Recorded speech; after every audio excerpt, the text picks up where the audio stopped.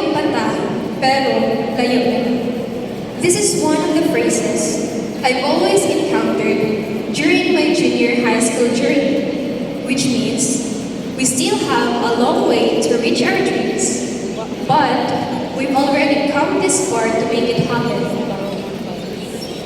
First and foremost, I would like to thank God for guiding me throughout my journey and giving me the qualities that shape me for who I am today. I would also like to give my humble respect to our school principal, Dr. Junior P. Pangkon, sir, to our esteemed guests, as well as to all our dedicated teachers, loving families, supportive friends, and fellow completers. To each and everyone, a pleasant morning to all of you. It is a great honor and privilege to stand here in front of you all, to share the moments we've worked hard to reach, and be part of this momentous event. As I stand here, I represent not only my own achievements, but also the love, support, and sacrifices of those around me. I am incredibly proud that I have achieved my goals and overcome every obstacle in this journey. I've become the person I am today because of the people who surround me. Today, we stand in a new chapter in our lives. As I look around, I see the faces of people who have not only shared in this journey, but have shaped it. And it is a heart full of gratitude that I stand before you all today. The journey that brought us to this moment was not always easy, but it was ours. As the great poet Robert Frost once said, two roads diverge in the wood, and I took the one less traveled by, and that has made all the difference. Each of us took our own road with its bumps and turns. But here we are, ready to look forward. It's been a journey filled with both challenges and triumphs, but it has been one we wouldn't trade for the world. It's easy to forget how far we've come in the hassle of life, but when we pause to reflect, realize that our growth has been not just academic, but personal and holistic. We've learned that success isn't always about the destination, but about the moments we've shared along the way. It's about the late night spent studying with friends, the laughter during lunch breaks, the comfort of knowing we weren't alone in our struggles. And of course, kanang magtungan na tag-grabe ko maghilak nag-overthink. Helen Keller beautifully said, alone, we can do so little. Together, we can do so much. None of this would have been possible without the love and support of our families. To my family,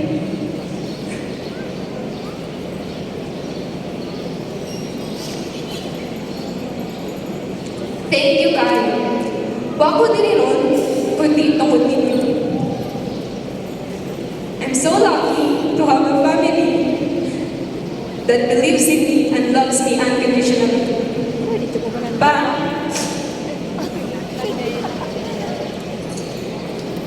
thank you for always being there for me. Even though sometimes mag-reason na lang, but you're always by my side, guiding me and teaching me the most important thing in life, especially about success. To my mama,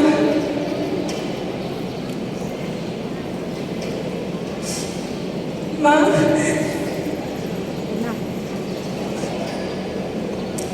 thank you for your hard work. I always encourage myself to do better for you. I have never seen your struggles, kaya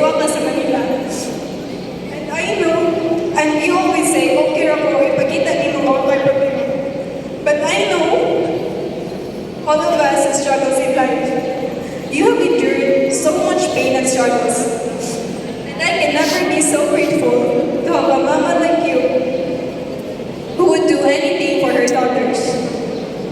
Ma, Pa, once again, thank you. To my Lola, thank you for always teaching me what's right and always bringing me closer to God. And to my sister, Jainen, thank you for being my partner, my rank buddy, my chica buddy, and most important, for being my sister. To our parents, guardians, and loved ones, you've been the steady hands lifting us up, the voices of encouragement when we doubted ourselves. You are the very reason that we're striving for the betterment of ourselves. And you are the hearts that believe in us, even when we couldn't believe in our own potential. You are the reason we were able to push through the hardest days. Thank you for never letting us give up. Thank you for always saying, kaya lagi na nimo, ikaw pa. Family is not an important thing. It's everything. To my close friends, to my close and best friends, Norian, Ryzen, Crystal, Janvi, Maria, Ethan, and the friends I made within my classroom. Marian, Anakati, Sophia, Anging, Chim, Darren, and to all my classmates. What can I say? We've laughed together, we've cried together, we've overthinked together, and we've faced every challenge with one another by our side. As the famous quote goes, friends are the siblings God never gave us. You have been my support system, dili lang sa ACADS, but also sa pagkatilulo. You are my motivation and my source of joy throughout this entire journey. Although yes, mag-away panagsa, dili managad ka ng tuhod, sometimes maka-decide na mag-cut off down, you're still, at the end of the day, we still have each other's back. We've learned and grown together. If makahinamdo mo, back when we were grade 7, halos dili pa lang magkinagdanan. Because we were strangers. But look at us now. Lingian daw itong tapat. Those faces are no longer strangers. But those faces are now our companions. And I know that no matter where life takes us, these bonds will last a lifetime. I am very lucky to have shared a bunch of memories with you guys. And hopefully, when iguwang na ta, we can look back and reminisce about these memories. By the way, agatong plano ng mga ligo, palihog kita dyan na. And to all my beloved teachers, especially my advisors from grade 7 to 10, Ma'am Marlene Hakuba, Ma'am Teresa Cabarubias, Ma'am Riza Maniego, Ma'am Ria Dalida, and to all MNHS teachers. I am forever grateful for the knowledge, unwavering support, and for the guidance you gave us every school year. We couldn't make it without you by our side, encouraging us to do better every year. Thank you so much. I will forever cherish the moments we've shared together. From the moment of laughter, happiness, I'm proud mo na mo as your student, to the times nga masuko mo tungod sa akong kasiawin. But we know that all of that is just the things that you know will make us become the best version of ourselves. To our beloved alma mater, Manitbug National High School, thank you for the invaluable years of shared experiences. This school will always be cherished and hold a special place in our hearts. But let us not forget the hardship, the late night the late nights, the moment of doubt, the overthinking if maabil pa ba sa achievers in each quarter. Ang mga rants nato, every time mag-listen na, the times we felt like giving up. It is these struggles that have made the success so sweet. They have taught us resilience and perseverance, showing us that it is not the obstacle that define us, but how we rise above them. Today is a celebration not just of what we've accomplished, but of the people we've become. We've shaped by every challenge we've faced, every friendship we've forged, and every lesson we've learned.